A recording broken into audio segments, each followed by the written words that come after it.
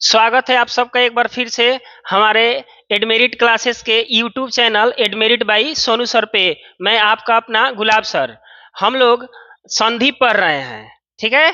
संधि का सीरीज चल रहा है, जैसा कि आप सब जान रहे हैं। तो संधि के सीरीज में हम 3 वीडियोज आपको दे चुके हैं और आज का वीडियो हमारा होने वाला है व्यंजन संधि पर आधारित, है ना। पिछले 3 वीडियोज में कहीं भी आपको कोई दिक्कत आई हो, कुछ ना समझ में आया हो तो आप कमेंट करें, हम आपको जरूर कन्विंस करने का प्रयास करेंगे।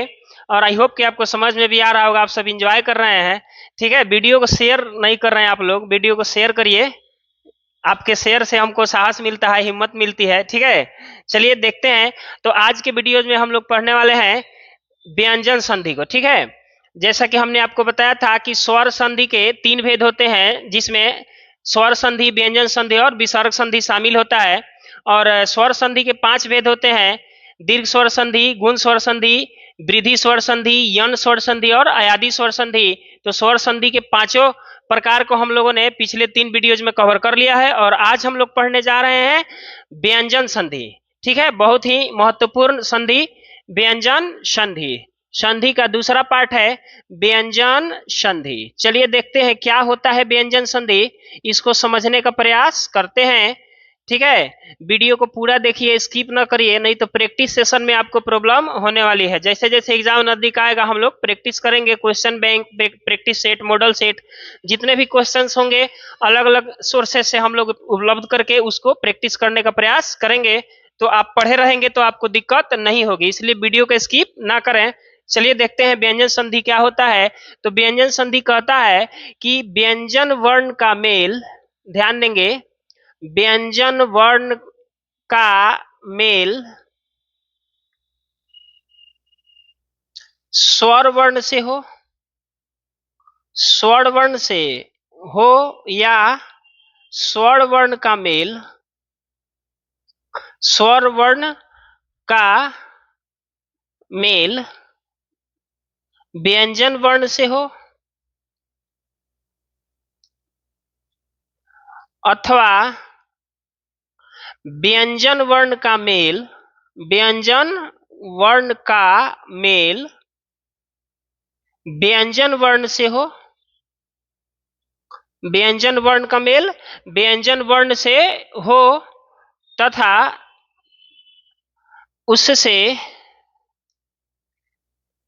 उत्पन्न विकार ही व्यंजन संधि कहलाता है। व्यंजन संधि कहलाता है। क्या कह रहा है? कह रहा है कि व्यंजन वर्ण, ध्यान से समझेंगे, कह रहा है कि व्यंजन वर्ण स्वर वर्ण से मिले, स्वर वर्ण से मिले, ठीक है, या व्यंजन वर्ण व्यंजन वर्ण से मिले।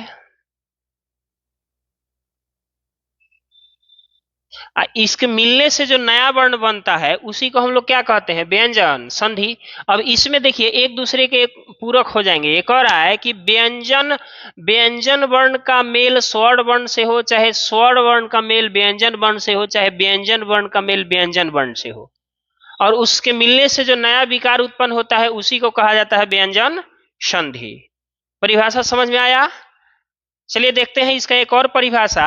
कहता है कि स्वर या व्यंजन वर्ण के कारण, दूसरा इसका परिभाषा आपको मिलेगा कि स्वर या व्यंजन वर्ण के कारण, स्वर या व्यंजन वर्ण के कारण व्यंजन वर्ण में जो विकार उत्पन्न होता है, व्यंजन वर्ण में जो विकार उत्पन्न होता है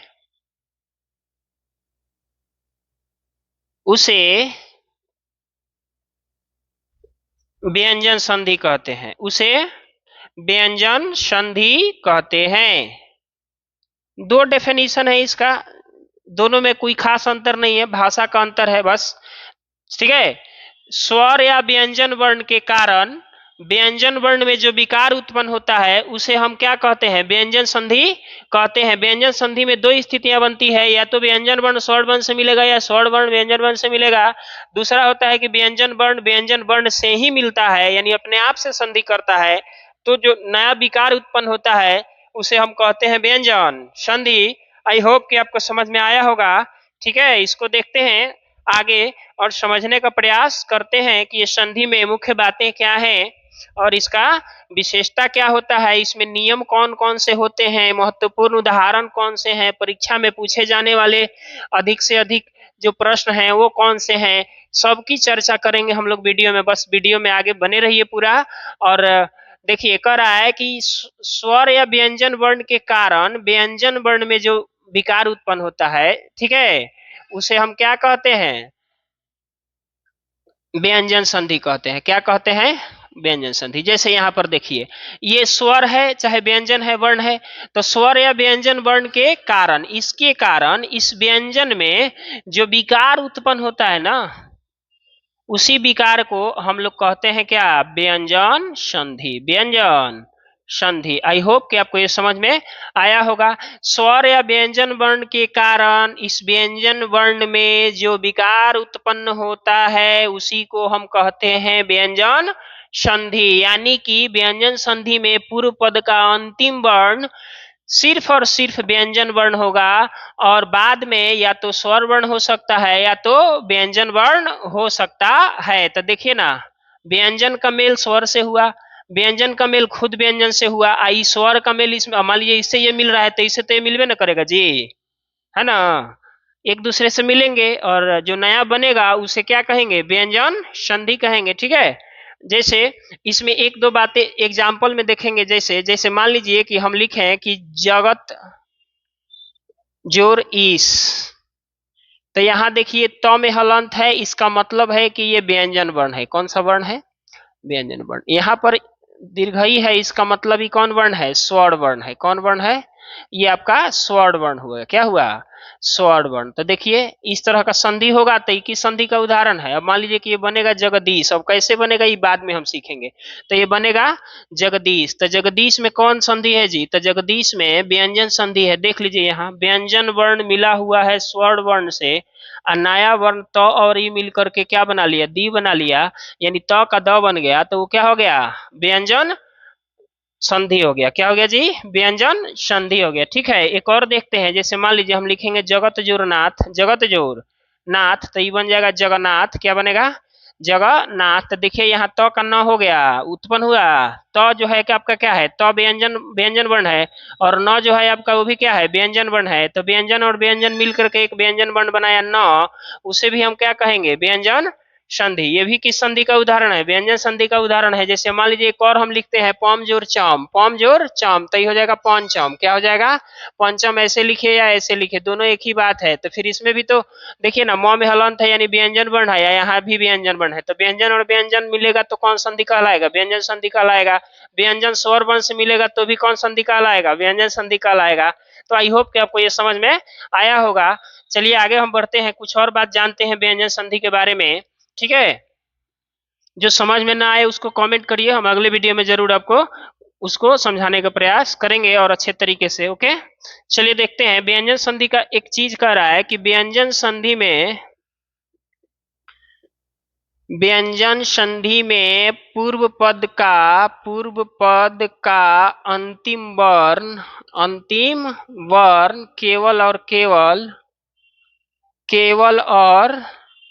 केवल व्यंजन वर्ण ही होता है। व्यंजन वर्ण ही होता है। अब व्यंजन वर्ण होता है, इसका मतलब व्यंजन वर्ण यानी कि हलंत सहित, हलंत सहित होता है। वो क्या होता है? व्यंजन वर्ण का मतलब हलंत सहित होगा। कोई भी व्यंजन वर्ण होगा तो शुद्ध व्यंजन वर्ण के मूल रूप में हलंत लगा रहता है। ये जानिए, शुद्ध व्यंजन वर्ण के मूल रूप में हलंत, ऐसे जो चिन्ह होता है ना, ऐसे इसको हलंत पढ़ते हैं। क्या पढ़ते हैं? हलंत लगा रहता है, हलंत लगा रहता है। जैसे मान लीजिए कि हम कहें कि म और म ये दोनों में ध्यान देंगे इधर, जैसे मान लीजिए मैंने लिखा म और दूसरा मैंने लिखा म, ये दोनों में अगर यहाँ पर हलंत लगा दिए और यहाँ पर हलंत नहीं लगा है, ये दोनों में अगर हम आपसे पूछें कि व्यंजन वर्ण कौन है, तो व्यंजन वर्ण ये वाला होगा, हलंत वाला। ये वाला ये तो वर्ण ही नहीं है, ये अक्षर हो जाएगा। क्या हो जाएगा? अक्षर हो जाएगा। क्या हो जाएगा? अक्षर कहिए, चाहे इसको ध्वनि कहिए। क्या कहिए? ध्वनि कहिए। ये व्यंजन वर्ण का शुद्ध रूप नहीं है। व्यंजन वर्ण का शुद्ध रूप, मूल रूप जो होगा, ये हलंत सहित होगा। ठीक है।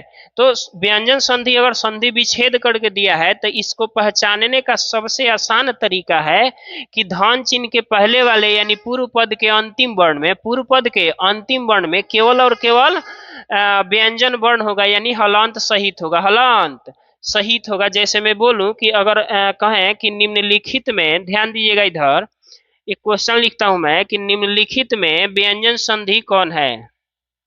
व्यंजन संधि कौन है? ध्यान दीजिएगा, निम्नलिखित में व्यंजन संधि कौन है? क्वेश्चन एक है। और मान लीजिए कि मैंने यहां पर लिखा ऑप्शन में राम जोर ईस, और दूसरा मैंने लिखा गण जोर ईस, तीसरा मान लीजिए कि मैंने लिखा स्व जोर अर्थ, और चौथा मैंने लिखा उत्जोर लाश। उत्जोर लाश। अगर मैं आपसे पूछूं कि इस सब में व्यंजन संधि का उदाहरण कौन है, तो आपको परेशान होने की जरूरत नहीं है। सीधे आप देखिए कि पूर्व पद के अंतिम वर्ण यानी धन चिन्ह के पहले जो वर्ण है उसमें हलंत लगा है कि नहीं लगा है। तो देखिए यहाँ लगा हुआ है, इसका मतलब है कि ये व्यंजन संधि का उदाहरण होगा, बाकी सब व्यंजन संधि का उदाहरण नहीं होगा। तो यह इसका आंसर हमारा क्या हो जाएगा?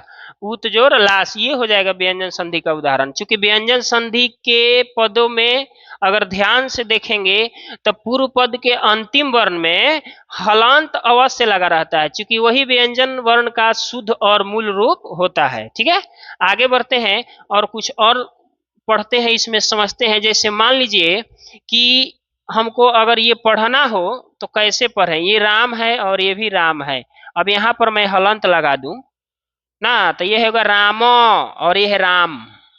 मेरी ध्वनि पर ध्यान दीजिएगा, मैंने पढ़ा इसको राम, तो र हलंत आ, म हलंत अ, यानी इसके अंतिम वर्ण में अ है, तो हम इसको पढ़ेंगे राम, यानी अंत में अ की ध्वनि आएगी। किसकी ध्वनि आएगी? अ की। राम। और इसको हम लिखेंगे ऐसे या पढ़ेंगे तो र हलंत आ हलंत म हलंत, बस इतना ही रह जाएगा। क्योंकि इसमें क्या है? इसमें हलंत लगा हुआ है, यानी ये व्यंजन वर्ण है। ये म जो है व्यंजन वर्ण है, इसमें हम अ का उच्चारण नहीं करेंगे, इसको पढ़ेंगे राम और इसको पढ़ेंगे राम। उसी तरह से इसको हम लोग क्या पढ़ेंगे? आम, और इसको भी आम। ऐसे गलती करते हैं हम लोग, पढ़ते हैं। तो ये है आमो, ये क्या है? आम। और अगर हलंत लगा दे तो आम, आम, और ये हलंत लग गया तो आम। तो ये व्यंजन वर्ण से बना था। अंतिम वर्ण इसका क्या था? व्यंजन वर्ण। तो इस तरह से व्यंजन संधि के पूर्व पद के अंतिम वर्ण में हलंत जरूर लगा रहेगा। आई होप कि आपको ये बात समझ में आई होगी। ठीक है, चलिए आगे देखते हैं। इसे एक और चीज है जिसको हम लोग अक्सर गलत पढ़ते हैं। जैसे मान लीजिए कि हम लोग इसको पढ़ते हैं ईसा लिए। क्या पढ़ते हैं? ईसा लिए। सही इसका उच्चारण होगा ईसा लिए। हम लोग पढ़ते हैं इसलिए। हम लोग इसको क्या पढ़ते हैं? इसलिए। तो देखिए, इसलिए में हम लोग अ उड़ा लेते हैं, आदत हो गई है। हम लोग पढ़ते हैं इसलिए, जो कि गलत है। सही होना चाहिए ईसा लिए। ईसा लिए। अगर ऐसे हो जाएगा तब हम इसको पढ़ेंगे इसलिए।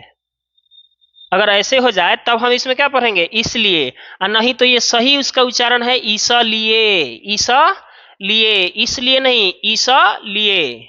तो ये थोड़ा सा वर्ण का दुविधा होता है। आप इसको पढ़िए ढंग से। व्यंजन वर्ण थोड़ा सा जानकारी होना चाहिए कि व्यंजन वर्ण क्या होता है। चलिए हम आगे बढ़ते हैं। व्यंजन संधि के अध्ययन में कह रहा है, जैसे स्वर संधि के 5 भेद होते थे ना जी, तो व्यंजन संधि के भेद होते हैं क्या? हमने बताया आपको कि स्वर संधि के कितने भेद होते हैं? 5। तो स्वर संधि के 5 भेद होते हैं, ठीक है। लेकिन व्यंजन संधि का कोई भेद या प्रकार नहीं होता है। व्यंजन संधि के नियम होते हैं। क्या होता है जी? नियम। तो व्यंजन संधि का कोई भेद या प्रकार नहीं होता है। व्यंजन संधि का कोई भेद या प्रकार नहीं होता है। व्यंजन संधि का कोई भेद या प्रकार नहीं होता है। इसके नियम होते हैं। इसके नियम होते हैं। इसके नियम होते हैं। व्यंजन संधि के क्या होते हैं जी? नियम होते हैं। व्यंजन संधि के कोई प्रकार या भेद नहीं होता है। व्यंजन संधि का नियम होता है। तो वही नियम हम पढ़ेंगे, व्यंजन संधि हमारा खत्म हो जाएगा। उसी के आधार पर हम संधि विच्छेद करेंगे, संधि करेंगे, ठीक है। चलिए देखते हैं, आते हैं व्यंजन संधि का पहला नियम। व्यंजन संधि का पहला नियम, ठीक है। नियम नंबर 1, बोर्ड मॉडल इसको लिख सकते हैं, परीक्षा का फेवरेट है। नियम नंबर 1 क्या कहता है? नियम नंबर लिखेंगे, यदि वर्ग के प्रथम वर्ण के बाद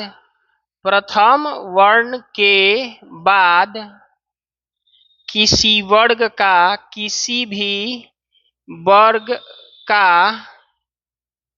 भी वर्ग का तीसरा या कोमा देके लिखेंगे चौथा या पांचवा वर्ण आए वर्ग के प्रथम वर्ण के बाद। वर्गीय वर्ण आप लोग को पता है, क ख ग घ अंग, च छ ज झ ञ, ट ठ ड ढ ढ़, त थ द ध ण, न प फ ब भ म। ये जो 5 होते हैं ना, इन्हें वर्गीय वर्ण के नाम से जाना जाता है। और इस प्रत्येक में एक वर्ग में 5 वर्ण होते हैं और प्रत्येक वर्ग अपने पहले वर्ण के नाम से जाना जाता है, ठीक है।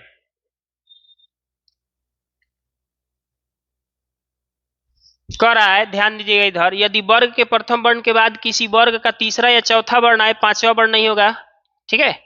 यदि वर्ग के प्रथम वर्ण के बाद किसी वर्ग का तीसरा या चौथा वर्ण आए या कोई स्वर्ण वर्ण आए या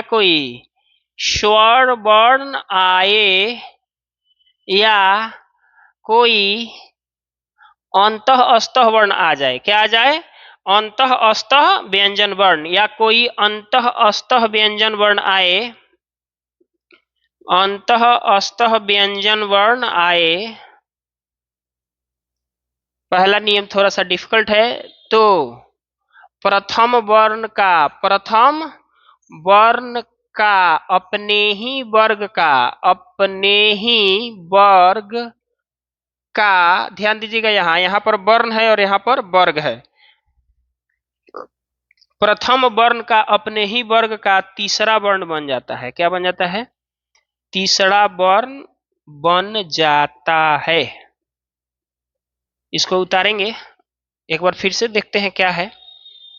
यदि वर्ग के प्रथम वर्ण के बाद किसी भी वर्ग का तीसरा या चौथा वर्ण आए या कोई स्वर वर्ण आए या कोई अंतः अस्तः व्यंजन वर्ण आए, तो प्रथम वर्ण का अपने ही वर्ग का तीसरा वर्ण बन जाता है।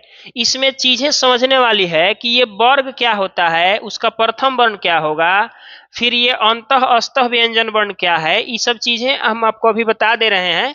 पहले से पता है तो अच्छी बात है, अगर पता नहीं है तो मैं अभी आपको बता देता हूं, ध्यान दीजिएगा। जैसे देखिए, ये वर्ग क्या होता है समझिए। तो क से लेकर के ऐसे होता है ना, हम लोग बचपन में पढ़े थे, ऐसे 5 गो होता है जी। इसमें आपका हो जाएगा अंग, यहाँ पर य है ना, यहाँ पर हो जाएगा आपका ड़, यहाँ पर न, यहाँ पर म। तो इसमें क्या होता है, 5 वर्ण होते हैं, जैसे क ख ग घ। तो 1 2 3 4 5। तो इस सब को हम क्या बोलते हैं? इस सब को हम लोग बोलते हैं वर्गीय वर्ण। चूंकि गणित में इसका आकार वर्ग की तरह हो जाता है, इधर भी 5 इधर भी 5, तो गिनतीय आकृति बनाने की वजह से इस 25 को हम लोग बोलते हैं वर्गीय वर्ण। क्या बोलते हैं? वर्गीय वर्ण। अब वर्गीय वर्ण में ये देखिए 1 2 3 4 5 5 वर्ग होते हैं। ये हो गया क वर्ग, ये हो गया आपका च वर्ग, ट वर्ग, त वर्ग और प वर्ग। क वर्ग का दूसरा वर्ण ख, तीसरा ग, चौथा घ, पांचवा अंग, पहला क। ठीक है, तो अगर कह रहा है कि वर्गीय वर्ण के प्रथम वर्ण यानी यही पांचों में से कोई अगर पहले आया हुआ है तथा बाद में किसी भी वर्ग का तीसरा यानी ये वाला पार्ट आ जा रहा है, चाहे ये ग वाला पार्ट आ रहा है चाहे ये घ वाला पार्ट आ रहा है। ठीक है, सॉरी दूसरा और तीसरा ही होगा, चौथा नहीं होगा। ठीक है, सॉरी सॉरी सॉरी, दूसरा नहीं, क्या लिखा है जी? यदि वर्ग के प्रथम वर्ण के बाद किसी वर्ग का तीसरा चौथा यानी कि ग और घ, इस कॉलम के अगर कोई भी आ रहा है 10 व्यंजन वर्ण में से, तो पहला वाला जो होगा ना भाई क वाला अपने ही वर्ग का क्या बन जाता है? तीसरा बन जाता है। ठीक है, चलिए देखते हैं आगे इसको। तो ये वर्गीय वर्ण आपको पता होना चाहिए। अंतःस्थ व्यंजन वर्ण कहा जाता है य र ल व को। य र ल व को क्या बोलते हैं? अंतःस्थ व्यंजन वर्ण। य र ल व को क्या बोलते हैं? अंतःस्थ व्यंजन वर्ण। चलिए, आई होप कि आपको समझ में आ गया होगा वर्गीय वर्ण क्या है और अंतःस्थ क्या है, और स्वर वर्ण तो आपको पता ही होगा। इस लैंग्वेज में जो नियम लिखा गया ये पहला नियम है। पहला नियम के लैंग्वेज के रूप को अगर हम थोड़ा सा शॉर्टकट आसानी में देखें, जिसको ट्रिक कहा जाता है, तो थोड़ा सा इधर ध्यान दीजिएगा। कह रहा है कि वर्ग के प्रथम वर्ण क के बाद क्या आता है? च के बाद क्या आता है? ट के बाद क्या आता है? त के बाद क्या आता है? प। ये वर्गीय वर्णों का प्रथम वर्ण हो गया। इस सब में हलंत लगा रहेगा। अगर संधि में ही प्रयोग होगा तो सब में क्या लगा रहेगा? व्यंजन संधि में हलंत लगा रहेगा। इसके बाद कह रहा है कि यदि कोई स्वर वर्ण आ जाए, क्या आ जाए? अ से लेके अह तक मान लीजिए ना। उसके बाद मान लीजिए कि कोई वर्गों का तीसरा चौथा वर्ण आ जाए, तो तीसरा या चौथा वर्ण, तीसरा या चौथा वर्ण काथी का? वर्गों का, वर्गों का। जैसे अभी बताए हैं तीसरा वर्ण, जैसे ग हो गया, च छ ज हो गया, वहीं का चौथा क्या हो जाएगा? क ख ग घ हो गया, च छ ज झ हो गया। अगर ये सब आ जाए तीसरा और चौथा, चाहे यर लव आ जाए अंतःस्थ व्यंजन वर्ण यर लव, अगर इस तरह का इसके बाद अगर ऐसा कोई वर्ण आया हुआ है तो पहला वाले का तीसरा बनेगा। ध्यान दीजिएगा, तो क है तो क का अपने वर्ग का तीसरा बनेगा। तो देखिए, तो क ख ग, तो क का तीसरा क्या होता है? ग होता है। तो क किस में बदल जाएगा बाबू? ग में। च किस में बदलेगा? च छ ज में। ठीक है, आधा है तो आधे ना होगा। ये ट किस में बनेगा? ट ठ ड में। त किस में बनेगा? त थ द में। किस में बनेगा? द में। प किस में बनेगा? प फ ब में। यही तो नियम कह रहा है, पहला नियम यही है। परीक्षा में खूब पूछा जाता है, इसको आप लोग पहले ढंग से उतार लीजिए। अगर ये दिमाग में सेट कर गए तो वो हिंदी जो 4-5 लाइन लिखे थे उसका कोई मतलब नहीं है। इसको उतार लीजिए आप लोग जल्दी से, और वीडियो को जरा शेयर करिए आप लोग। ठीक है, वीडियो को शेयर नहीं कर रहे हैं आप लोग, पाप लगेगा आप लोग को। इतना मेहनत करते हैं आप सबके लिए, इतना बढ़िया से बारीकी से हर चीज बताने का प्रयास करता हूं मैं। आप लोग थोड़ा सा ध्यान दीजिए, शेयर करिए, वीडियो को ज्यादा से ज्यादा शेयर करिए। ठीक है, चैनल को सब्सक्राइब नहीं किए हैं तो सब्सक्राइब भी करिए। आपको अच्छी अच्छी जानकारी संधि से जुड़ी, समाज से जुड़ी, हिंदी व्याकरण टॉपिक जब भी पढ़ाएंगे आप तक पहुंचेगा।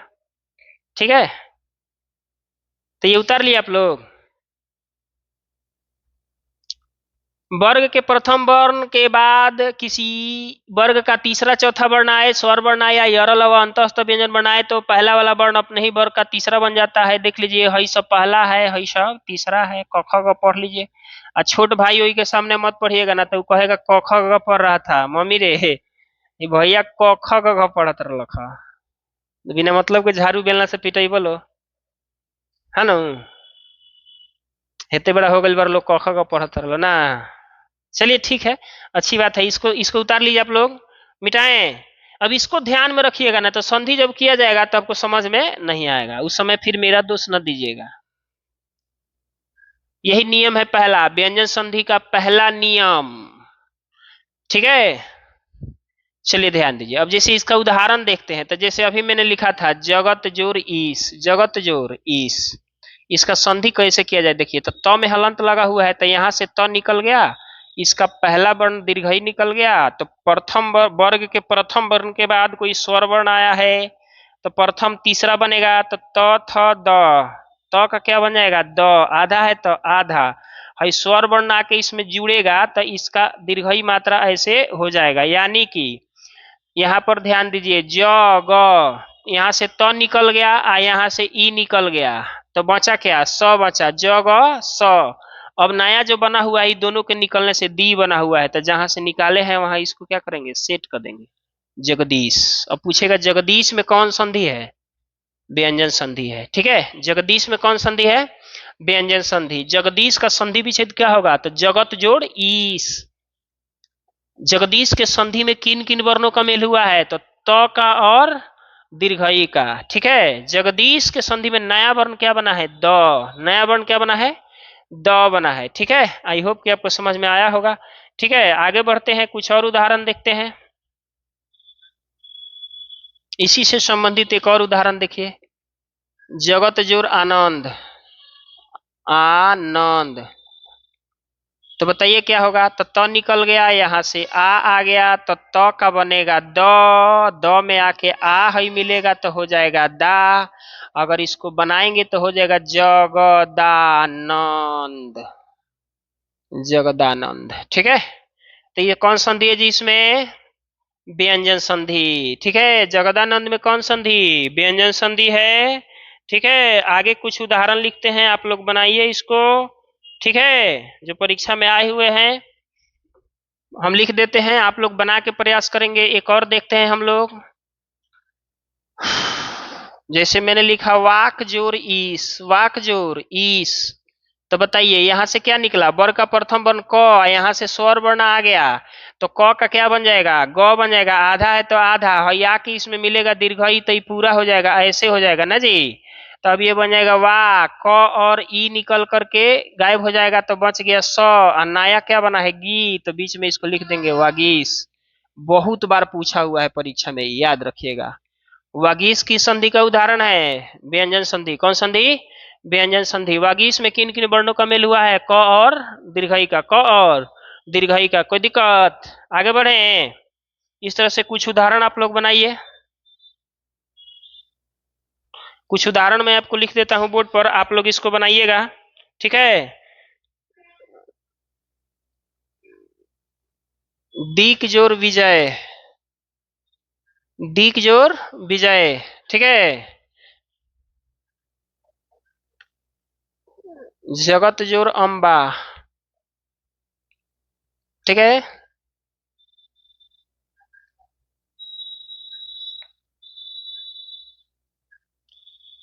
उत जोर योग। इस सब को आप लोग बनाएंगे। ठीक है, अप जोर जम, इस सब को बनाइए, अप जोर जम। सत जोर भावना, सत जोर भावना। ठीक है, सद जोर आचार, सद जोर आचार। ठीक है, सट जोर आनन, सट जोर आनन। ट का ड बन जाएगा, ट ठ ड। ठीक है, भगवत जोर भावना। इस सब को बना लेना है। ठीक है, नहीं बनेगा उसको कमेंट करिएगा, हम आपको बता देंगे। ठीक है ना। एक बहुत बढ़िया चीज है, अच जोर आदि, इसको जरूर बनाइएगा आप लोग। ठीक है, अच जोर आदि। अप जोर धी, अप जोर धी। इस सब को आप लोग बना लेंगे। ठीक है, जो नहीं बनेगा उसको मत पूछिएगा। ठीक है ना। एक और लिख देते हैं, दिक जोर अंत। 12वां के जितने भी विद्यार्थी हैं ध्यान देंगे, दिक जोर अंत। 12वां का एगो हिंदी का किताब है जिसका नाम है दिगंत, तो उसका संधि विच्छेद क्या होगा, दिक जोर अंत। ठीक है, किताब का नाम है, ऐसे नहीं लिखा जाता है। ठीक है ना। दिक जोर अंत क्या है, दिगंत। दिगंत है, आपके किताब का नाम है दिगंत। 11th और 12th का जो हिंदी न है उसका नाम है दिक जोर अंत, दिगंत। तो दिगंत में कौन संधि है? व्यंजन संधि। सबको आप लोग बना लेंगे, नोट कर लीजिए ना। इसमें से कोई बना दूं? हम नहीं बनाएंगे, ठीक है, सब हम ही बनाएंगे। तो आप लोग क्या करिएगा, इसको बनाइए, नहीं बनेगा उसको हम देख लेंगे अगले वीडियो में। ओके, ये को बना देते हैं आप लोग के लिए। देखिए, उत जोर योग, त का क्या, त निकल गया, यहाँ से य आ गया, कोई अंत अस्त व्यंजन बनाया है तो त का द बन जाएगा और ये य बन जाएगा। तो ये चीज ध्यान रखिएगा कि द और य मिलके ना ऐसे हो जाता है। कैसे? ऐसे। इसके पहले वाले वीडियो में भी हम आपको बता चुके हैं, ध्यान दीजिएगा। तो ये हो जाएगा, ऐसे हो जाएगा उद्योग, ऐसे हो जाएगा। कैसे हो जाएगा? उद्योग। ठीक है, इसको याद रखिएगा कि द और य मिलके क्या बन जाता है, द और य का जब वर्ण संयोजन करते हैं तो ये ऐसे हो जाता है। ठीक है, जैसे विद्यालय में होता है, पिछले वीडियो में भी हम समझा चुके हैं। ठीक है, आगे बढ़ें। तो ये था व्यंजन संधि का पहला नियम, थोड़ा डिफिकल्ट था, इसमें वर्गीय वर्ण को जानना जरूरी है। ठीक है ना। चलिए आगे बढ़ते हैं और देखते हैं व्यंजन संधि का ये दूसरा नियम। व्यंजन संधि का दूसरा नियम, ठीक है, क्या कहता है व्यंजन संधि का दूसरा नियम?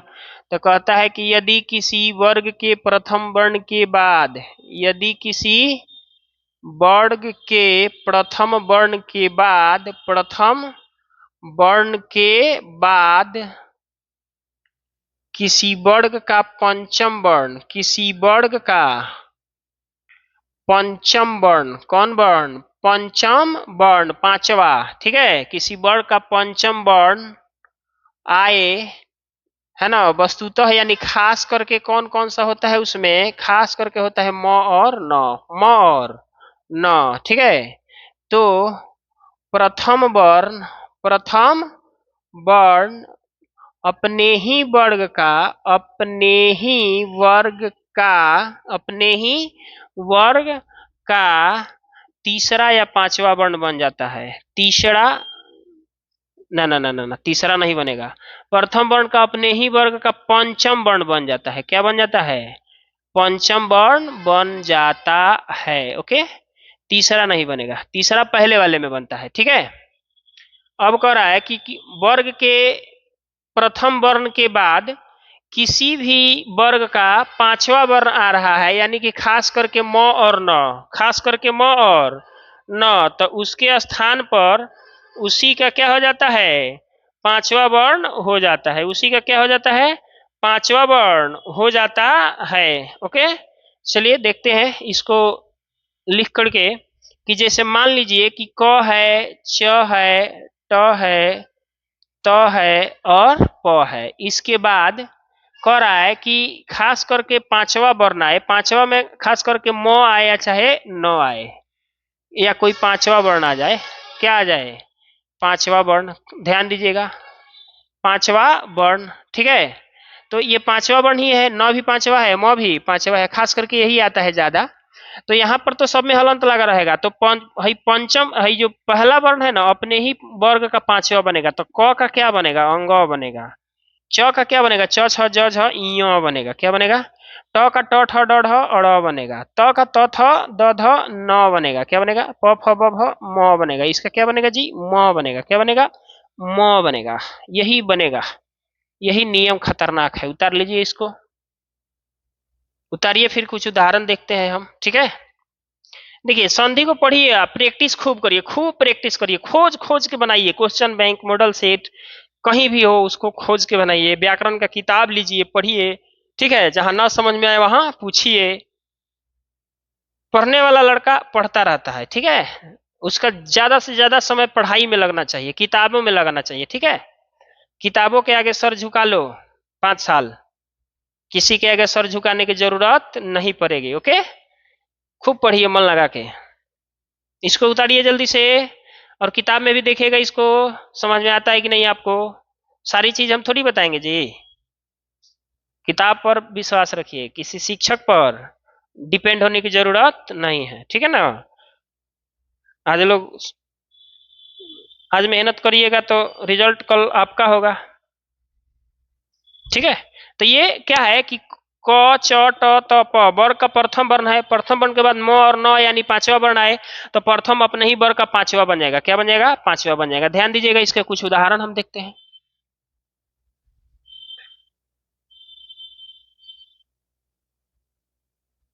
शुरू में मैंने एक उदाहरण लिखा था जगन्नाथ, तो ध्यान दीजिएगा। जगत जोर नाथ, इसी का उदाहरण है, इसी नियम का उदाहरण है। तो देखिए त पहला आया है, बाद में न आ गया, तो त का पांचवा क्या होगा? त थ द ध न। ये मत समझिएगा कि बाद में न है तो न आ गया, ना ना ना ना बाबू ना।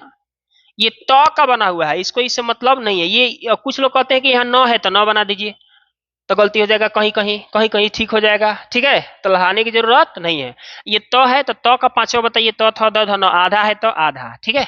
तब इसको बनाएंगे तो हो जाएगा ज ग हई न, यहाँ है पहले से तो बाद वाला तो हईले है। आ त का क्या बन गया है? देखिए तो यहाँ त का आधा न बना हुआ है, तो ये न संयुक्त हो जाएगा, हमें मिला देंगे जगन्नाथ। क्या हो जाएगा? न संयुक्त जगन्नाथ हो जाएगा। क्या हो जाएगा? जगन्नाथ। कोई दिक्कत? समझ में आया? एक और देखते हैं।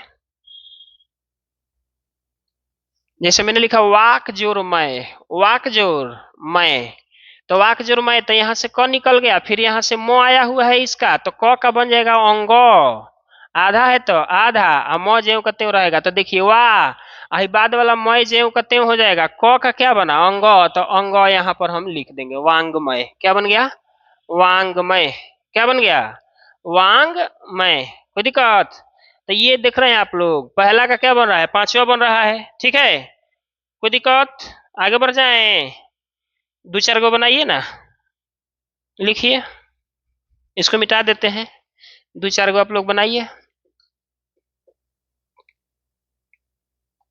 उत जोर मत, इसको बनाइए।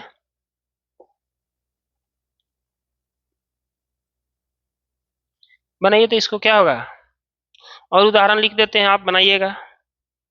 सट जोर मुख, मान लीजिए सट जोर मुख, ठीक है। इसको भी बनाइए आप लोग, ठीक ना।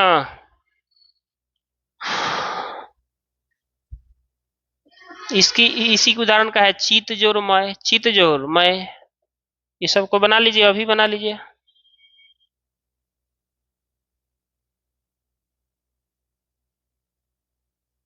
अगर मान लीजिए कहें उत जोर माद, उत जोर माद, बनाइए ये सबको, ये सब इसी नियम का है, ठीक है। बनाइए तो सबको। उत जोर मत हो जाएगा उन्मत्त। अच्छा एक और लिख दें, अगर उत जोर नथ, ये क्या होगा? उन्नत, नन्ना संयुक्त उन्नत। उत जोर माद उन्माद। चित जोर मय चिन्मय, चिन्मय। त है तो त का पांचवा न हो जाएगा। सट जोर मुख सन्मुख। अब ध्यान दीजिएगा, ट का हई वाला न होगा, आधा, सन्मुख। तो इस सब में कौन संधि है जी? व्यंजन संधि। कौन संधि है? इस सब में व्यंजन संधि है। अब व्यंजन संधि का मेल जो है, सॉरी, व्यंजन वर्ण का मेल व्यंजन वर्ण से हो चाहे स्वर वर्ण से, परिवर्तन व्यंजन वर्ण में होगा, ठीक है। आगे बढ़ जाएं, लिखेंगे तत्जुर्मय होगा तो क्या होगा जी? तत्जुर्मय, तत्जुर्मय होगा तो तन्मय हो जाएगा। क्या हो जाएगा? तन्मय, ठीक है, तन और मन से, ठीक है ना। आगे बढ़ते हैं और लिखते हैं एक और उदाहरण इसका, व्यंजन संधि के नियम नंबर 3। उदाहरण तो काफी है, बहुत सारा है, कितना बनाएंगे हम? आप लोग प्रैक्टिस सेट में देखिए, जो VVI होगा हम पहले ही लिख दे रहे हैं, ठीक है। नियम नंबर 3, ठीक है, कहता है कि यदि त के बाद, यदि त के बाद च या, त के बाद क्या है? च आए। त के बाद क्या है जी? च आए, ठीक है। च हो या चाहे छ हो, त के बाद च या छ आए तो त का च हो जाता है, त का च हो जाता है। ध्यान दीजिएगा, हती चूंकि नियम है, बड़ी शानदार है, परीक्षा में इसका उदाहरण आता है कि त के बाद च आए चाहे छ आए तो इस त को बना देंगे च। क्या बना देंगे? च। उतार लीजिए इसको, जल्दी से उतारिए। इसका उदाहरण एक दो को बताते हैं। त के बाद च या छ आए तो त का च बन जाता है। त का क्या बन जाता है जी? च बन जाता है। देखिए यहाँ पर त के बाद च या छ आए तो त का च बनेगा। उदाहरण के तौर पर अगर हम कहें तो यहाँ पर ध्यान देंगे, उत जोर चारण, उत जोर चारण, तो क्या हो जाएगा? देखिए तो त निकला, यहाँ से च निकला, तो त के बाद च आया है, ये त भी क्या बन जाएगा? च बन जाएगा। तो देखिए तो उ आधा च, बाद में जो चारण है वो चारण का चारण ही रहेगा। ठीक है, एक बार देखिए, इसको मिटा दें। उच्चारण परीक्षा में आया हुआ है, ध्यान दीजिएगा आप लोग, ठीक है ना। एक और उदाहरण देखते हैं, सतजुर चरित्र, सतजुर चरित्र, तो क्या हो जाएगा? त निकला यहाँ से, यहाँ च, तो फिर त का हो जाएगा च, यही वाला नियम होगा, ठीक ना। तो इसको मिटाएं, तो ये दोनों मिलेगा तो बनाएगा सचरित्र। क्या बनाएगा? सचरित्र। सचरित्र में कौन सा उदाहरण है जी? किस किस संधि का उदाहरण है? व्यंजन संधि। कौन संधि? व्यंजन संधि। ठीक है, आगे बढ़े। एक और उदाहरण देखते हैं। त वाला तो हो गया, छ का एक देख लेते हैं जी। ठीक है, जैसे मान लीजिए हमने लिखा उतजोर छाया, उतजोर छाया, जगत जोर छाया, जगत जोर छाया, जगत जोर छाया, बताइए क्या होगा? तो हो जाएगा उ, त का हो जाएगा च, छाया। ठीक है, इसका हो जाएगा जग, त का हो जाएगा आधा च, छाया। ये सब कौन संधि का उदाहरण है? व्यंजन संधि। सब में थोड़ा सा ध्यान देना होगा। ठीक है, चलिए आगे बढ़ते हैं अपने व्यंजन संधि के तीसरे नियम, तीसरा तो हो गया, चौथे नियम की तरफ। नियम नंबर 4। ठीक है, ये सब आप लोग घर पे बनाइएगा, बहुत सारा इसका नियम है। नियम हम एक एक करके पढ़ रहे हैं, ठीक है ना। किसी को कोई दिक्कत? आगे जो नियम है कहता है कि यदि त के बाद, यदि त के बाद ज या झ हो तो, ज या झ हो तो त का ज हो जाता है, त का ज हो जाता है। खूबे इसमें से भी आता है। ठीक है, मजा आता है इसको पढ़ने में।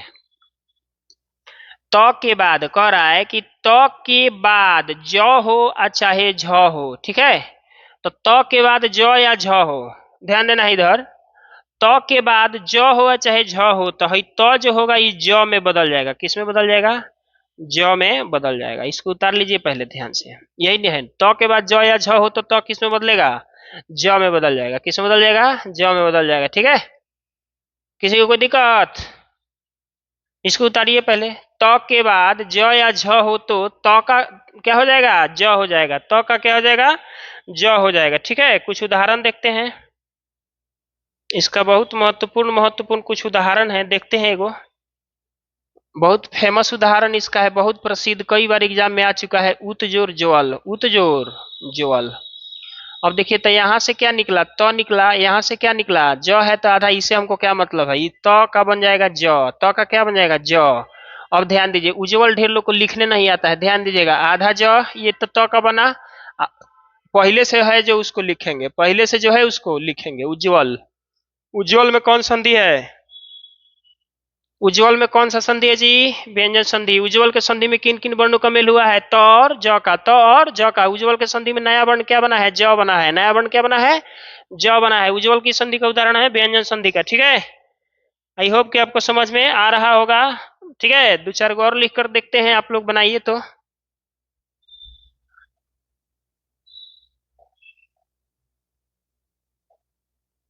जगत जोर जननी, जगत जोर जननी। ठीक है, जगत जोर जननी। ठीक है, उतजोर ज्वाल, अभी लिखे थे उतजोर ज्वाल, उज्ज्वल बनाए थे, बना लीजिएगा फिर से, क्या दिक्कत है। आगे उतजोर झट्टिका, उतजोर झट्टिका, इसको थोड़ा ध्यान से बनाइएगा, गलती हुआ तो मारेंगे, बहुत मार मारेंगे। विपत जोर जाल, देखिए तो विपत जोर जाल। ठीक है, इस सबको बनाना है। इसका सबसे सुंदर उदाहरण अभी हम लिखने जा रहे हैं आप सबके सामने। इस नियम का सबसे सुंदर उदाहरण जो है शत जोड़ जन, कई बार आया हुआ है परीक्षा में। तो देखिए त निकला, यहाँ से ज निकला, तो त के बाद ज आया, तो त का बन जाएगा ज, ये हो जाएगा सज्जन। क्या हो जाएगा?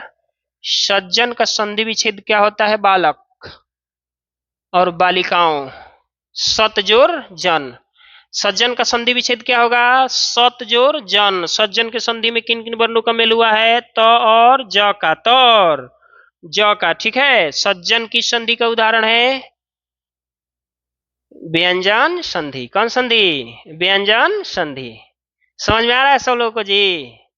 कमेंट करिए, कमेंट। ठीक है, कमेंट करिए कि हम ठीक पढ़ा रहे हैं कि नहीं पढ़ा रहे हैं, क्या सुधार किया जाए, आप लोगों के लिए बेहतर कैसे किया जाए। आप लोग अपनी राय कमेंट बॉक्स में जरूर दें। ठीक है, उतार लीजिए ये सब जल्दी से।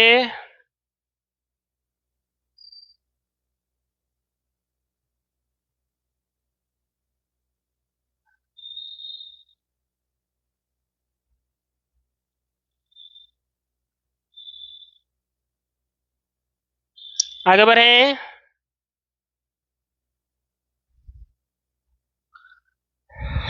देखिए इसका एक और उदाहरण हम लोग पढ़ने जा रहे हैं।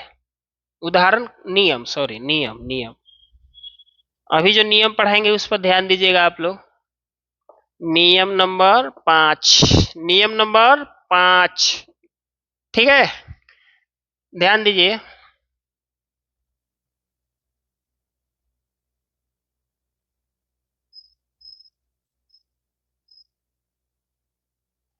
नियम 5 क्या कहता है? ध्यान देंगे बाबू सब लोग।